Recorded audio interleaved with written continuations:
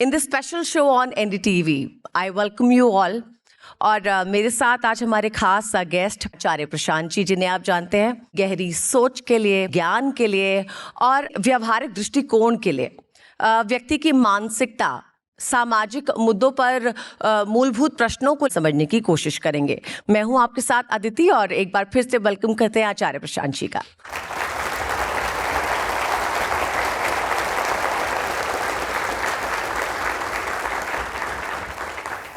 आचार्य जी, जैसे कि मैंने बताया, हमारे दर्शक भी जानते हैं आपके मिलियन फॉलोअर्स हैं। सभी कहते हैं कि आपकी जो स्पिरिचुअल अंडरस्टैंडिंग है और स्पिरिचुअल लीडर, उसको लेकर आपके अनुभवों से अगर हम समझने की कोशिश करें तो आप व्यक्ति की स्वतंत्रता और उस स्वतंत्रता से जुड़ी जिम्मेदारी को आज मैं आपसे समझना चाहूँगी। और सबसे इम्पॉर्टेंट उसका एक पॉइंट है फ्रीडम ऑफ स्पीच। आप थिएटर से जुड़े रहे हैं, अभिनय जानते हैं, आप अभिनय के महत्व को जानते हैं, आप डिज़ायर टू एक्सप्रेस को भी समझते हैं। आपको क्या लगता है एक व्यक्ति जो है क्या हर वक्त अपनी हर सोच को, हर विचार को व्यक्त करना चाहता है? अगर चाहता है तो उसे कितना फ्रीडम मिलना चाहिए, कितनी स्वतंत्रता होनी चाहिए, किस पेडेस्टल पे वो बोल रहा है, उसको ध्यान में रखते हुए उसको कितनी जिम्मेदारी होनी चाहिए अपने शब्दों को लेकर? देखिए, स्वतंत्रता सबसे पहले एक भीतरी चीज होती है। बाहर तो मैं वही बोलूंगा ना जो पहले मेरे भीतर है जी। और बाहरी जब गुलामी होती है, बंधन होते हैं, तो वो ज़्यादा आसानी से दिख जाते हैं। किसी ने आपको ऐसे हथकड़ी लगा दी है, किसी ने आपको कहीं पर जाने से रोक दिया है, वो ज़्यादा आसानी से दिख जाता है। लेकिन जो भीतरी बंधन होते हैं, जहाँ भीतरी आपको सोचने की ही अपनी ओर से आज़ादी, स्वतंत्रता नहीं है, या कुछ बातें आपने मान ही ली हैं, कुछ सीमाएं आपने अपने लिए तय ही कर ली हैं और वो सब आपके भीतर डाला गया है, बाहर से वो पता नहीं चलता। तो अभिव्यक्ति तो जीवन का ऐसे समझिए कि रस ही है। लेकिन अभिव्यक्त आप तभी कर पाएंगे खुल करके जब आप भीतर से खुले हुए होंगे। तो बाहरी स्वतंत्रता अच्छी चीज़ है, पर उससे पहले भीतरी स्वतंत्रता चाहिए। नहीं तो फिर हम जो बाहर बोलते हैं वो हमारे लिए भी अच्छा नहीं होता, किसी के लिए भी अच्छा नहीं होता। एक आदमी जो भीतरी तौर पर गुलाम है और जो पता भी नहीं कर पाया है कि वो भीतर कितनी रूढ़ियों में, कितनी विचारधाराओं में, कितनी सीमाओं में जकड़ा हुआ है, वो जब बाहर बोलता भी है तो वो अपने भीतर की, समझिए, बेड़ियों की ही आवाज़ बाहर वालों को भी सुनाता है, और ऐसे सुनाता है जैसे कोई बहुत ऊंची चीज़ सुना रहा हो। तो पहली चीज़ तो यही है कि हम अपने भीतर देखें और भीतरी तौर पर आज़ाद होने की, मुक्त होने की कोशिश करें। लेकिन अब इसमें दूसरी चीज़ पर आते हैं जो बड़ी रोचक है, और दूसरी चीज़ ये है कि भीतर तो कोई आंखों से देख नहीं सकता और कानों से सुन नहीं सकता। बाहर की ही चीज़ें हमें दिखाई सुनाई देती हैं, भीतर क्या है पता कैसे चलेगा? और भीतर जो है वो पता नहीं चलेगा तो उसका सुधार कैसे होगा? डायग्नोसिस के बिना उपचार, ट्रीटमेंट तो हो नहीं सकता ना। तो भीतर अगर गड़बड़ भी है, भीतर अगर बीमारी भी है, बंधन भी है, तो उसका पता तभी चलता है जब किसी को आप बोलने दें। मैं किसी से बात कर रहा हूं, वो अपने भीतर क्या लेकर के बैठा है तभी तो पता चलेगा जब वो बेचारा पहले बोल पाए। अगर वो इतना डरा हुआ है या उस पर इतनी पाबंदी है कि तू बोलेगा ही नहीं, तो फिर न वो बोलेगा, न उसके भीतर क्या है ये पता चलेगा, और न कभी उसका उपचार हो पाएगा, माने उसे स्वतंत्रता मिल पाएगी। तो इस नाते ये जो अभिव्यक्ति की स्वतंत्रता है ये बहुत बहुत कीमती हो जाती है। हमारा संविधान है 19वां अनुच्छेद, उसमें जो स्वतंत्रताएं हैं उसमें पहली ही है right to freedom of speech and expression, वाक और अभिव्यक्ति की स्वतंत्रता। और इसको इतना कीमती माना गया है। अभी मैं आध्यात्मिक से सीधे जो उसका, हाँ, तो इसको इतना कीमती माना गया है कि सर्वोच्च न्यायालय ने कहा है कि ये जो है right to freedom of speech and expression, ये बाकी सब फ्रीडम्स का आधार है, hmm mother of all other freedoms है। हम्म और हम बात करते चलेंगे तो मतलब अभी मैंने सुप्रीम कोर्ट को याद किया, वैसे ही बहुत सारे और महापुरुष हुए हैं, विद्वान हुए हैं, क्रांतिकारी हुए हैं, जिन्होंने ये जो विचार और अभिव्यक्ति की स्वतंत्रता है, कहा है ये ऐसी चीज़ है जिसके लिए जान भी दी जा सकती है। 1984 आपने पढ़ी होगी, जॉर्ज ऑरवेल वाली। हम बार बार कहते हैं कि अभी ऑरवेलियन एक डिस्टोपियन दुनिया ही बनती जा रही है। तो जॉर्ज ऑरवेल ने कहा था कि स्वतंत्रता कुछ नहीं है, स्वतंत्रता कोई मायने ही नहीं रखती अगर मुझे लोगों को वो कहने की स्वतंत्रता नहीं है जो वो सुनना नहीं चाहते। आपको पता है गांधी जी ने भी यंग इंडिया में कुछ ऐसा लिख दिया था कि उन पर मानहानि का मुकदमा चला था। 6 साल की सजा हुई थी, हालांकि उससे पहले ही उनको बाहर निकाल दिया गया 2-1 साल में। तो एक चीज तो वो है कि गांधी कुछ ऐसा बोल रहे हैं कि कोई खफा हो गया और इसलिए उनको जेल में डाल दिया, और एक चीज ये है कि आप यूं ही कोई भद्दा चुटकुला सुना रहे हो जिससे सुनने वाले को कोई ऊंचाई, कोई आज़ादी नहीं मिलनी। आप गांधी जी को सुनोगे तो आपका स्वतंत्रता आंदोलन आगे बढ़ेगा, लेकिन आप कोई व्यर्थ का चुटकुला सुन रहे हो, इससे आपका क्या आगे बढ़ रहा है? कुछ आगे नहीं बढ़ रहा। और मैं चुटकुलों के खिलाफ नहीं हूं। हरिशंकर परसाई को आप देख लें, शरद जोशी को आप देख लें, इन्होंने ऐसे ऐसे व्यंग करे थे। मैं बड़ा हो रहा था, राजीव गांधी के समय की बात है, तो कहा जाता है, मैंने तो सुना नहीं, पर इन्हीं व्यंगकारों से मैंने पढ़ा था उस समय पर कि एक जगह पर गांव वाले बोले कि इतनी गर्मी पड़ रही, इतनी गर्मी पड़ रही है कि ये जो नदी थी या नहर थी, बोले इसका पानी तक गर्म हो जाता है। तो राजीव गांधी इन मामलों में उस वक्त तक इतने दुरुस्त नहीं थे, थोड़े अनाड़ी थे। उन्होंने क्या दिया, अपने आसपास जो लोग थे उनसे पूछा इसके ऊपर शेड डलवा दें क्या? और उनकी इतनी खिंचाई हुई, इतनी खिंचाई हुई, वो एक बात है, और लोग खूब हंसे, खूब हंसे। उसको लेकर लेख लिखे गए, चुटकुले लिखे गए, ताने मारे गए, लोग खूब हंसे। यही काम परसाई जी किया करते थे, लोगों को हंसा रहे हैं, पर हंसा इस तरीके से रहे हैं कि हंसने हंसने में लोग कुछ सीख रहे हैं। तो हंसी बहुत अच्छी बात है, पर एक हंसाना ये होता है कि उसको मैं और गंदा करके हंसा दूंगा। कोई सस्ती चीज दे दी, हम होते ही भीतर से ऐसे हैं ना, सस्ती चीज के हम ज्यादा ग्राहक बनते हैं आसानी से, तो उस पर भी आप हंसा सकते हैं। और एक चीज होती है कि मैंने ऐसा व्यंग करा है, ऐसी सटल विट है उसमें, सूक्ष्म उसमें एक तंज है, ताना है, हास्य है, कि उससे सुनने वाला भी कुछ लाभ पा रहा है। तो सराहने वाले भी बहुत हैं, तो बताने वाला जो है वो अपना कंटेंट उसी के हिसाब से तैयार करता है। अब बात यहाँ पर ये आती है कि हमें कितना बोलना चाहिए, और जो हम बोल रहे हैं उसको लेकर क्या हम जिम्मेदार हैं? जिम्मेदारी कहाँ पर पिक्चर में आती है? देखिए, पहली जिम्मेदारी तो हर इंसान की, हर व्यवस्था की, हर सरकार की सत्य के प्रति होती है। जिम्मेदारी मेरी ये नहीं है कि आपको अच्छा लग रहा है कि बुरा लग रहा है, जिम्मेदारी मेरी ये है कि मैं सच के साथ खड़ा हूं कि नहीं खड़ा हूं। और ऑडियंस पहले नहीं आती, पहले आता है वो व्यक्ति जो ऑडियंस इकट्ठा करता है। मैं अगर अंधविश्वास फैला रहा हूं तो मैं वैसी ऑडियंस अपने आसपास इकट्ठी कर लूंगा। मैं कोई सस्ती सामग्री सबको परोस रहा हूं जो आसानी से लोकप्रिय हो सकती है, तो मैं वैसी ऑडियंस अपने आसपास इकट्ठी कर लूंगा।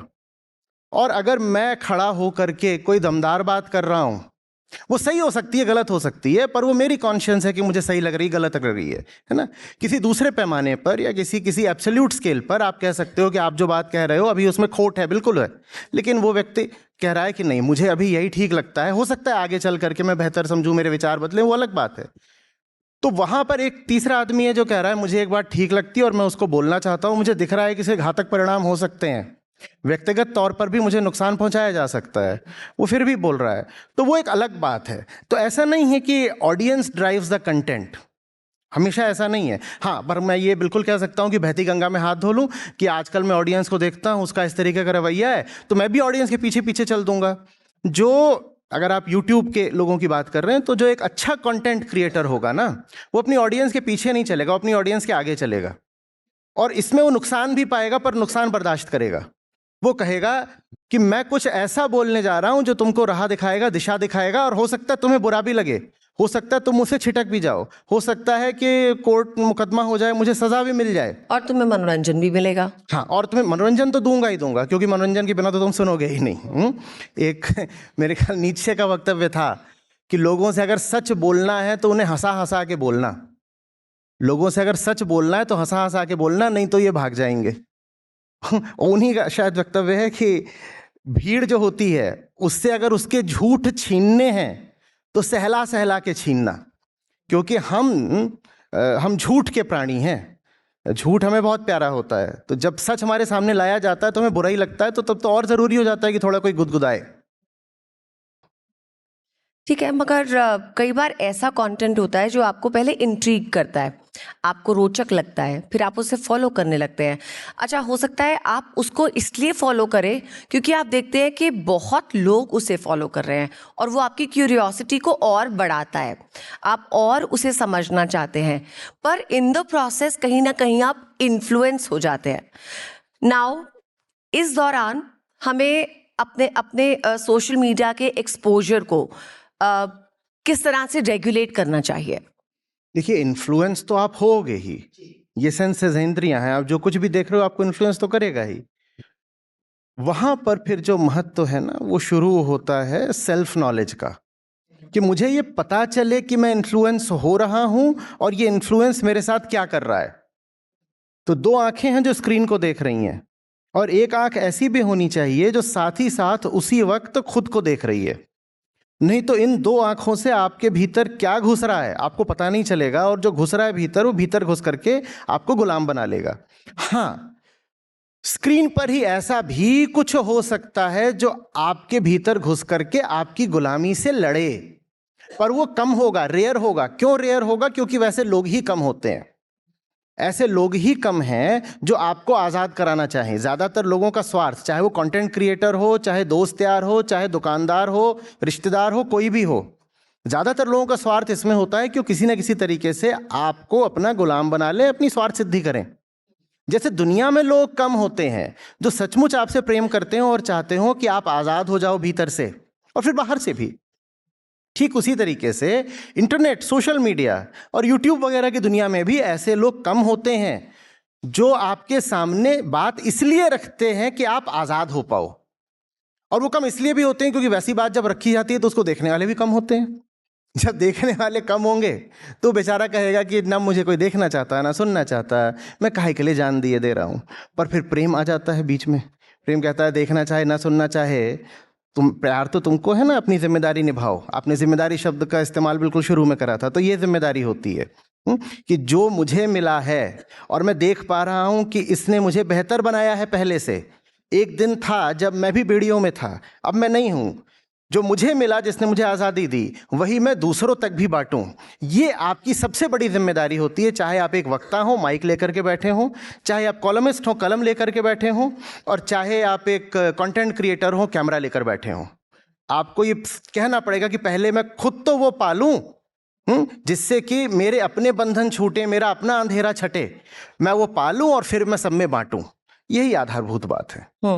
हम डिजिटल एरा की तो बात कर रहे हैं, लेकिन एक वक्त ऐसा भी था जब स्मार्टफोन्स नहीं थे, जब इस तरह से हमें कंटेंट अवेलेबल नहीं था रेडीली कि हम कुछ भी देख सके, चूज कर सके। तब आपको लगता है जीवन ज़्यादा सरल था, या आज जब इतना एक्सपोजर है तो क्या हम उसके माध्यम से कुछ सीख पा रहे हैं और हम आगे बढ़े हैं? देखिए, निर्भर व्यक्ति पर करता है। आज आपको हर तरीके की सूचना उपलब्ध है, पहले सब कुछ उपलब्ध ही नहीं था। बिल्कुल। लेकिन जब बहुत कुछ उपलब्ध हो जाए तो अवसर बढ़ जाते हैं, माने अपॉर्चुनिटी बढ़ जाती है, साथ ही साथ खतरा माने थ्रेट भी बढ़ जाता है। क्यों? क्योंकि ज्यादातर लोग कोई अच्छी चीज अपने लिए चाहते ही नहीं है। हम अपने दुश्मन होते हैं, दोस्त नहीं। अब मैं अपना दुश्मन हूं। पर आज हम रियलाइज कर रहे हैं कि शायद वो पुराना जमाना भी बेहतर था। उसका कारण है, हाँ। उसका कारण ये है कि अपने दुश्मन तो हम जन्मजात ही होते हैं। गड़बड़ चीज मिले तो, कुछ खाने को भी उल्टा पुल्टा मिले, पहले हाथ उधेर को ही जाता है, फिर थोड़ा सा कहना पड़ता है कि ये चीज मेरे लिए ठीक नहीं है। ठीक है ना? कोई भी चीज हो जो हमें सेंसेस से आती है, तो आमतौर पे हमारी जन्मगत वृत्ति यही होती है कि जो चीज़ हमारे लिए नुकसानदेह हम बढ़ते उधर को ही हैं। तो दुश्मन तो हम अपने 50 साल पहले भी थे, आज भी हैं, लेकिन 50 साल पहले इतना सारा जहर उपलब्ध था ही नहीं।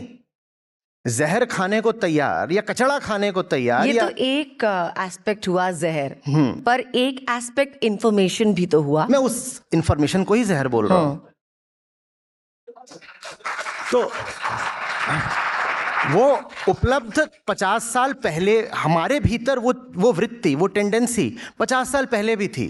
समझ रहे हैं बात को, कि कहीं से किसी तरीके का कुछ नशा मिल जाए, ठीक है, पर तब उपलब्ध ही नहीं था, इतना नहीं था। तो क्या होता था कि सिर्फ आपूर्ति माने सप्लाई के अभाव में हम अच्छे आदमी बने रह जाते थे। आदमी तो मैं गड़बड़ हूं, पर मुझे मेरे भोग की चीज मिल ही नहीं रही है। 50 साल पहले की बात है ना, मेरे पास मौके नहीं मिल रहे, मौके भी नहीं मिल रहे, पैसे भी नहीं है, सूचना भी नहीं है, इंफॉर्मेशन जो आपने कहा वो सब है ही नहीं।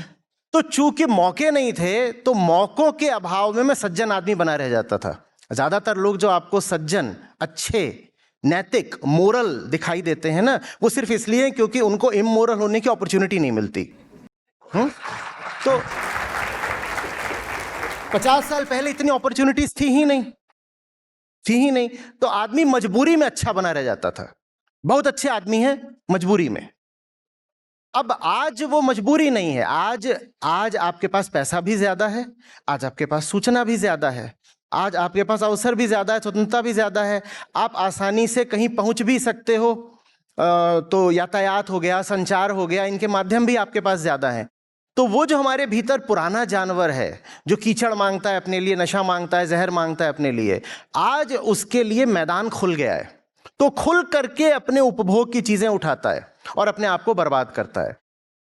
तो बहुत सारी सूचना आप उपलब्ध है। पहले गूगल आया, अब एआई आ गया है। एग्जैक्टली आजकल कहा जाता है there is too much information available. Too much नहीं है, it's about the quality not the quantity. Too much नहीं है, it's just that the one who is seeking information is too ignorant. It's not a question of too much. तो मुझे अब miss information बहुत सारी मिल रही है, क्योंकि मिस इन्फॉर्मेशन फैलाने वाले हैं बहुत। पहले इन्फॉर्मेशन नहीं थी, तो कम से कम मिस इन्फॉर्मेशन और डिसइन्फॉर्मेशन भी तो नहीं थी। मुझे कोई बर्बाद करने के लिए भी तो नहीं बैठा हुआ था। हाँ ठीक है, मुझे बहुत ज्यादा ज्ञान नहीं हो सकता था। ज्ञान चाहिए तो कहीं दूर जाना पड़ेगा, लाइब्रेरी में जाना पड़ेगा, किताब खोलनी पड़ेगी, वो सब मुश्किल थी थोड़ी।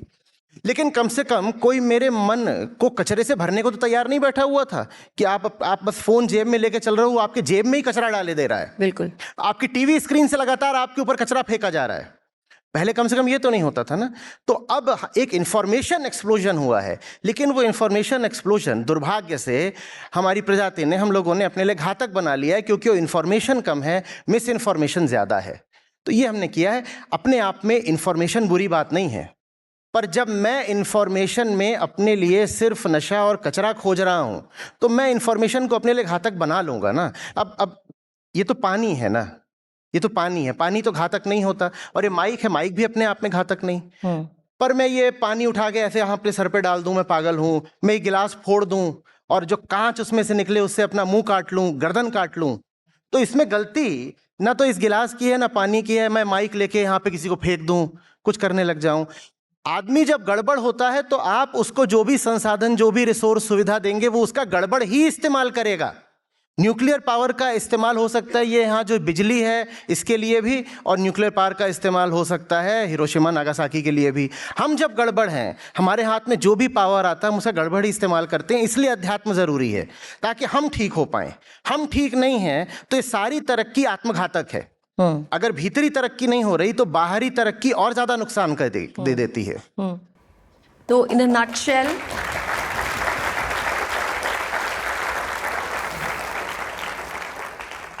नटशेल, एक व्यक्ति को किस तरह से रेगुलेटेड रहना चाहिए?